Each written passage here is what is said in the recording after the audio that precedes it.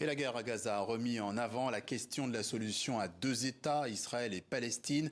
Sauf que pour l'instant, la Palestine en tant qu'État, ce n'est pas encore acté partout. Bonjour Slimane Zegdour. Bonjour. Vous êtes éditorialiste TV5 Monde. Où en est-on? Qui dans le monde valide l'idée d'un État palestinien?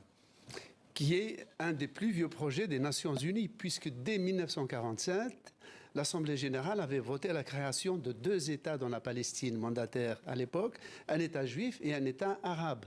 L'État juif, après des péripéties, est apparu, il existe, il a une puissance nucléaire, influent, avec une grande économie, mais l'État de Palestine attend de naître, et d'ailleurs, les leaderships aujourd'hui de cet État juif empêchent et publiquement rejette l'idée d'un État palestinien.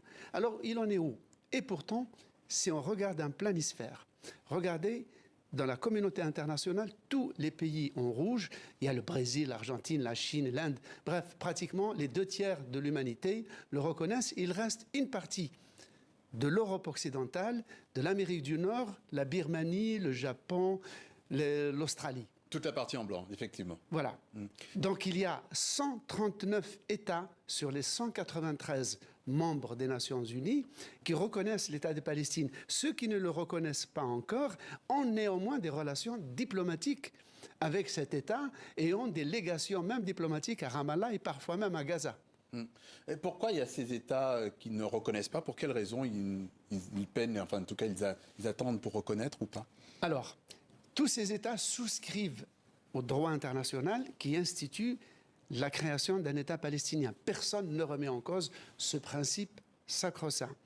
Néanmoins, pour ces États, l'État palestinien reste encore un concept sur le papier. Or, aujourd'hui, l'État de Palestine a un pied dans la réalité. Il est déjà membre observateur à l'ONU. Il est membre de la plupart des instances de l'ONU, l'UNESCO, l'OMS et autre chose.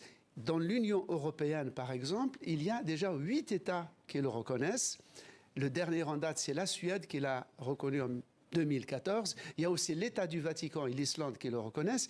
Et il y a actuellement l'Espagne, la Slovénie, Malte et la Belgique et l'Irlande qui s'apprêtent à reconnaître cet État palestinien d'ici l'été.